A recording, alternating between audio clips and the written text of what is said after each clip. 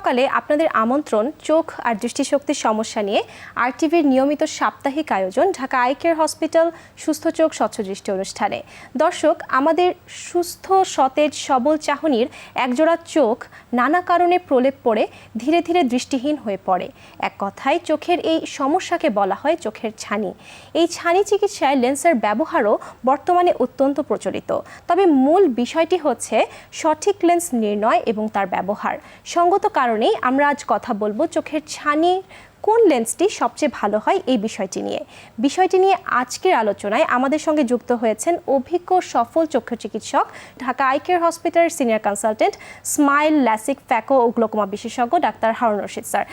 Sir, আপনাকে স্বাগত জানাচ্ছি আমাদের আজকের পর্বে। কেমন আছেন স্যার? ভালো আছি, তুমি কেমন আছো? আমি খুব ভালো আছি স্যার। আমরা প্রতি সপ্তাহে আসলে আলোচনা করে থাকি চোখের বিভিন্ন ধরনের রোগ, তার প্রতিকার, চিকিৎসা, বিভিন্ন বিষয়টি নিয়ে। আজকের বিষয়টি কিন্তু খুবই প্রাসঙ্গিক। একজন রোগী যখন ডাক্তারের চেম্বারে আসেন, উনি যখন জানতে পারেন ওনার ছানি রয়েছে, উনি কিন্তু বিভিন্ন ধরনের দ্বিধা বা দ্বন্দ্বে ভুগে থাকেন যে কোন লেন্সটি আসলে ভালো। এই বিষয়ে যাবার আগে আমরা একটু জানবো ছানি বলতে কি বুঝি এবং ছানির আধুনিক চিকিৎসা সম্পর্কে। ধন্যবাদ তোমাকে। চলো মডেল দিয়ে দর্শকদেরকে বুঝিয়ে দিই। আমাদের চোখের ভেতরে স্বচ্ছ একটি প্রাকৃতিক একটি লেন্স রয়েছে। সেটি যদি কোনো কারণে ঘোলা হয়ে যায়, সেটি ছানিতে রূপান্তরিত হয়। অর্থাৎ ছানি মানে পর্দা নয়, চোখের ভেতরের লেন্সটি ঘোলা হয়ে যাওয়ার নাম হলো ছানি। চলো আমরা ছবি দিয়ে দর্শকদেরকে বুঝিয়ে দিই। দেখো, বাম চোখের ভেতরের যে লেন্সটি সেটি কিন্তু স্বচ্ছ, কিন্তু ডান চোখের ভেতরের লেন্সটি কিন্তু ঘোলা হয়ে গেছে। এখানে লক্ষ্য করো, ডান চোখের ভেতরের লেন্সটি স্বচ্ছ রয়েছে কিন্তু বাম চোখের লেন্সটি ঘোলা হয়েছে, অর্থাৎ ভদ্রমহিলার বাম চোখে ছানি পড়েছে।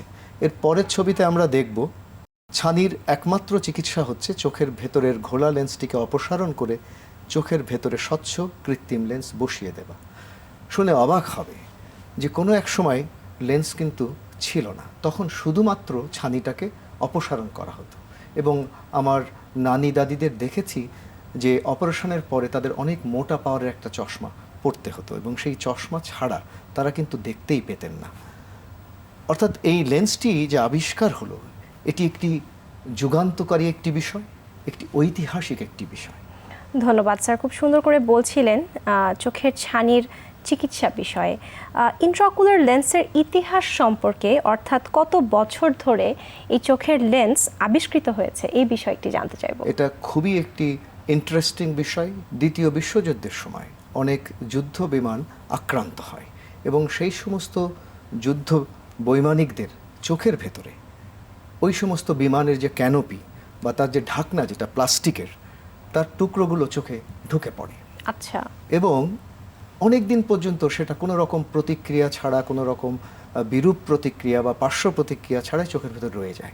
অনেক বছর পরে একজন তরুণ ব্রিটিশ চিকিৎসক ডক্টর হ্যারল্ড রিডলি চোখ যখন পরীক্ষা করে, দেখে যে চোখের ভেতরে এই প্লাস্টিকের টুকরোগুলো রয়েছে কিন্তু কোনো রকম কোনো পার্শ্ব প্রতিক্রিয়া হচ্ছে না।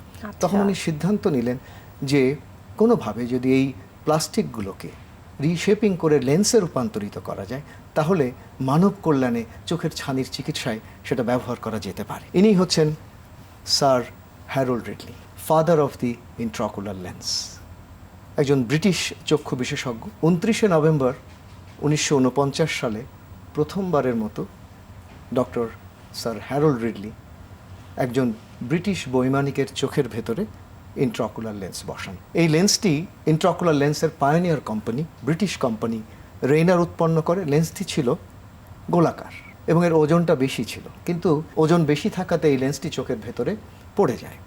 অপারেশনটি সাকসেসফুল হয় না, কিন্তু বিষয়টি ইতিহাস হয়ে আছে। পরবর্তীকালে ব্রিটিশ সরকার স্যার হ্যারল্ড রিডলিকে নাইট উপাধিতে ভূষিত করে। আমার সুযোগ হয়েছিল 2014 সালে ইউরোপিয়ান ক্যাটারাক্ট অ্যান্ড রিফ্র্যাক্টিভ সোসাইটির বাৎসরিক সম্মেলনে লন্ডনে যাওয়ার। সেখানে স্যার হ্যারল্ড রিডলির স্মৃতির প্রতি উৎসর্গ করে যে ইন্ট্রাকুলার লেন্স মিউজিয়াম বা জাদুঘর করা হয়, সেই জাদুঘরটি দেখবার, যে এটি হচ্ছে সেই ইন্ট্রাকুলার লেন্স জাদুঘর। লক্ষ্য করো যে সেখানে যে ব্রিটিশ ঐতিহ্যবাহী যে ডাবল ডেকার বাসকে ব্যাকগ্রাউন্ড করে আইওএল মিউজিয়ামটা তৈরি করা হয়েছে। একই কনফারেন্সে আমার সাথে দেখা হয় দুই কিংবদন্তি চক্ষু বিশেষজ্ঞ, এই ভারতীয় উপমহাদেশের ডক্টর আমার আগরওয়াল এবং ডক্টর আভয় ভাসাভাদের সাথে। ডক্টর আমার আগরওয়াল আমার ফেকো মেন্টর।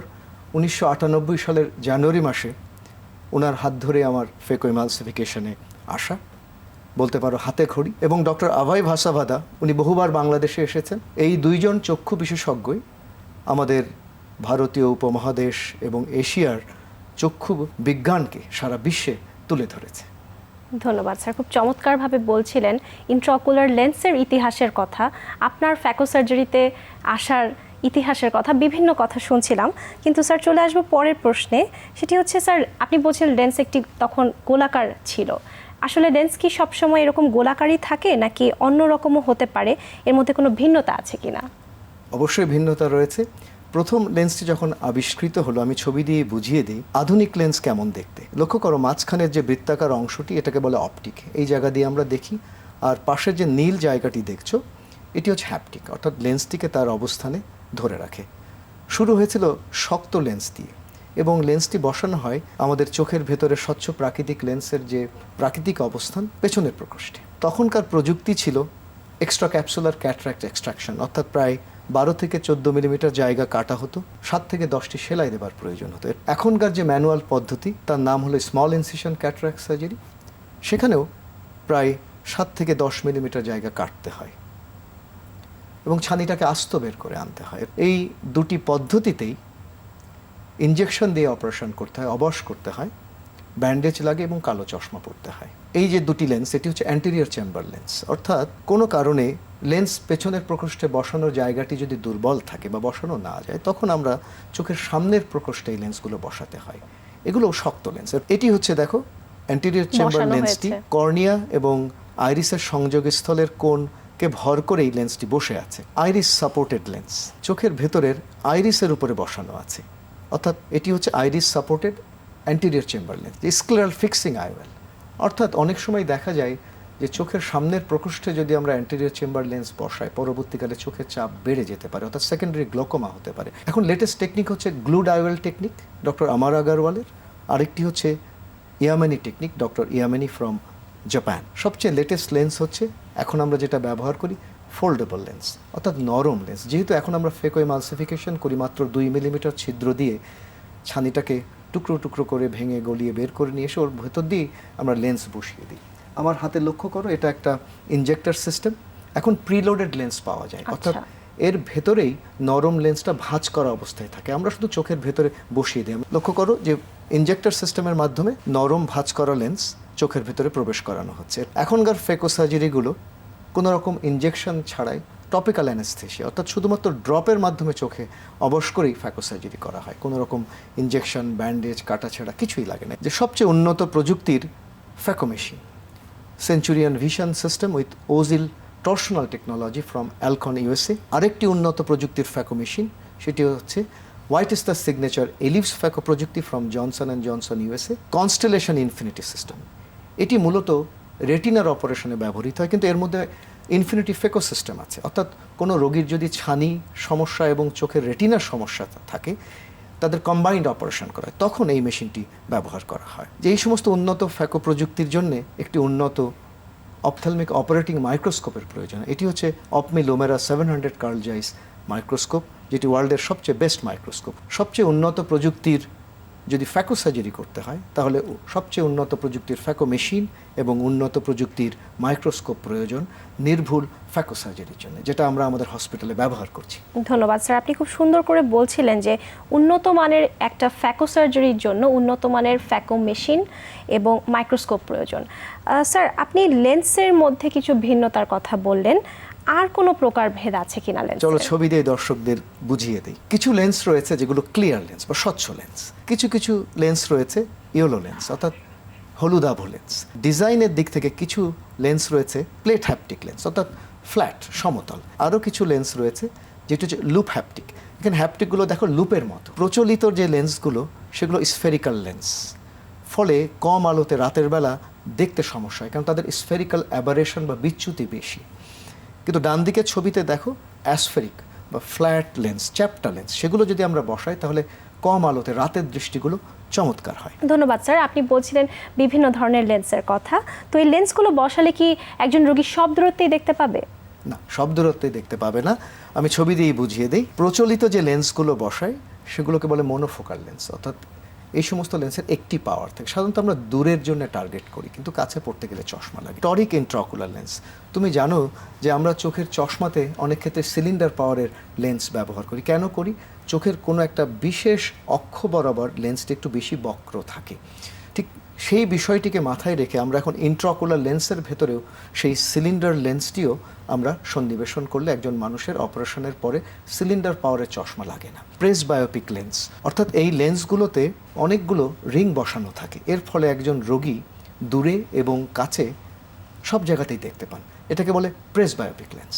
ধন্যবাদ স্যার। আপনি বলছিলেন বিভিন্ন ধরনের লেন্সের কথা, আপনার কাছ থেকে জানতে পারছিলাম ফ্যাকো সার্জারির কথা, আরও অনেক কিছু জানবো, কিন্তু সময় হয়ে গেছে একটি ছোট্ট বিরতির। ফিরব বিরতি শেষে, সঙ্গেই থাকবেন। দর্শক, চোখের ছানির চিকিৎসায় কোন লেন্সটি কার জন্য কতটা ভালো বা প্রযোজ্য তাই নিয়ে কথা বলছি আজকের ঢাকা আই কেয়ার হসপিটাল সুস্থ চোখ স্বচ্ছ দৃষ্টি অনুষ্ঠানে। সঙ্গে আছেন ঢাকা আই কেয়ার হসপিটালের senior consultant, SMILE, LASIK, phaco ও গ্লোকোমা বিশেষজ্ঞ ডাক্তার হারুন রশিদ স্যার। বাকি আলোচনায় ফিরব সংক্ষিপ্ত সময় বিরতি শেষে, সঙ্গেই থাকবেন।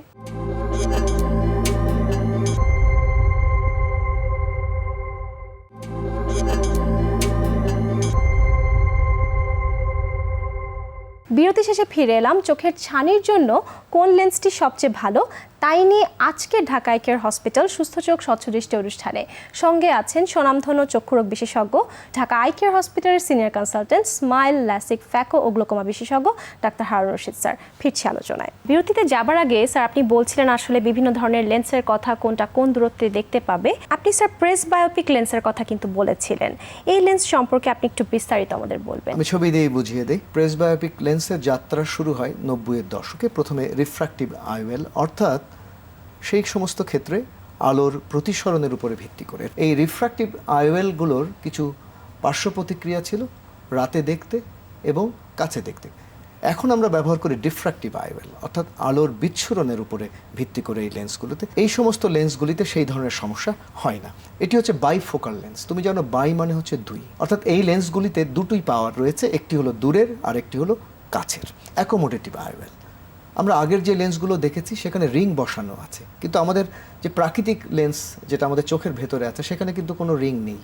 সেটার উপরে ভিত্তি করে অ্যাকোমোডেটিভ লেন্স। লক্ষ্য করো, এই লেন্সগুলোতে কিন্তু কোনো রিং নেই, কিন্তু এই লেন্সগুলো অত বেশি জনপ্রিয় হয়নি কিছু পার্শ্ব প্রতিক্রিয়ার কারণে। যে এক্সটেন্ডেড ডেপথ অফ ফোকাস বা ইডফ লেন্স, এই লেন্সগুলিতে দূরে দেখা যায় এবং ইন্টারমিডিয়েট পজিশনে দেখা যায়। তুমি জানো যে এখন আমরা কম্পিউটার ব্যবহার করি, স্মার্টফোন ব্যবহার করি, এই সমস্ত কিছুর জন্য এক্সটেন্ডেড ডেপথ অফ লেন্স খুব ভালো। ট্রাইফোকাল লেন্স, ট্রাই মানে তিন, অর্থাৎ দূরে, মাঝে, কাছে, অর্থাৎ এই তিন দূরত্বেই যারা পরিষ্কার দেখতে চায় তাদের জন্য ট্রাইফোকাল লেন্স খুব ভালো। প্রেস বায়োপিক টরিক লেন্স, অর্থাৎ যাদের চোখের সিলিন্ডার পাওয়ারের সমস্যা রয়েছে কিন্তু যারা প্রেস বায়োপিক লেন্স নিতে চায় তাদের এই ধরনের লেন্স বসালে চশমাতে কোনো পাওয়ার লাগে। প্রেস বায়োপিক ইন্ট্রাকুলার লেন্স হচ্ছে আমার প্যাশন, যার কারণে আমি জাতীয় পর্যায়ে এবং আন্তর্জাতিক পর্যায়ে এটার উপরে আমি টক দিয়ে থাকি। এবছরই ফেব্রুয়ারি মাসে অল ইন্ডিয়া অপথলমোলজিক্যাল সোসাইটির আমন্ত্রণে আমি সেখানে একজন গেস্ট ফ্যাকাল্টি হিসেবে প্রেস বায়োপিক ইন্ট্রাকুলার লেন্সের উপরে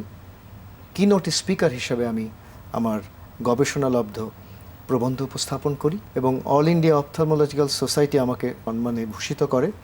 ছবিতে লক্ষ্য করো যে বর্তমান প্রেসিডেন্ট ডক্টর মহিপাল সাচদেব, প্রাক্তন প্রেসিডেন্ট ডক্টর এস নটরাজন এবং সেক্রেটারি জেনারেল প্রফেসর নম্রতা শর্মাকে দেখা যাচ্ছে। প্রতি বছরই বাংলাদেশ চক্ষু চিকিৎসক সমিতির অনেক সদস্যই আমরা বিভিন্ন আন্তর্জাতিক চক্ষু সম্মেলনে আমরা যোগদান করি। All India ophthalmology society conference, Asia Pacific conference, American society conference, অর্থাৎ সারা বিশ্বে আমাদের বাংলাদেশের চক্ষু বিশেষজ্ঞরা ছড়িয়ে পড়ছে। ধন্যবাদ স্যার। আসলে এই বিষয়টি খুবই একটি গৌরবের বিষয় আমাদের সমগ্র দেশবাসীর জন্য। স্যার, চলে যাচ্ছি পরবর্তী প্রশ্নে, যে কারোর চোখে যদি সঠিক পাওয়ারের লেন্স না বসানো হয় সেক্ষেত্রে অন্য কোনো চিকিৎসা আছে কিনা? অবশ্যই রয়েছে। প্রথমত আমাদের চেষ্টা করা উচিত চোখের ভেতরে সঠিক পাওয়ারের লেন্স বসানো।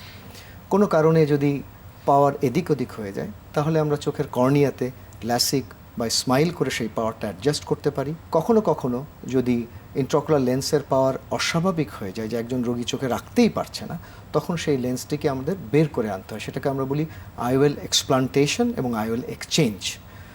এছাড়া আমি ছবি দিয়েই বুঝিয়ে দিই, লেটেস্ট প্রযুক্তি হচ্ছে অ্যাড অন আইওএল বা পিগিব্যাক বা সাপ্লিমেন্টারি আইওএল। অর্থাৎ চোখের ভেতরে যে লেন্সটি আছে, ধরো 21 পাওয়ারের একটা লেন্স বসানোর প্রয়োজন ছিল, কোনো কারণে ভুলবশত 20 পাওয়ারের লেন্স বসানো হয়েছে। সেক্ষেত্রে আমরা এক্সট্রা 1 পাওয়ারের একটা লেন্স, পুরনো যে লেন্স বসানো আছে ওটার উপরে যদি আমরা বসিয়ে দিই, তাহলেই সেটা ম্যাচ করে গেল। 20 আর 1 মানে 21। যে নতুন আরও প্রযুক্তির লেন্স আবিষ্কার হয়েছে, আমাদের দেশে এখনও আসেনি, লাইট অ্যাডজাস্টেবল আইওএল। অর্থাৎ আমরা আলট্রাভায়োলেট লাইট যদি এই সমস্ত লেন্সের উপরে দিই, তাহলে লেন্সের পাওয়ার পরিবর্তন হয়ে যায়।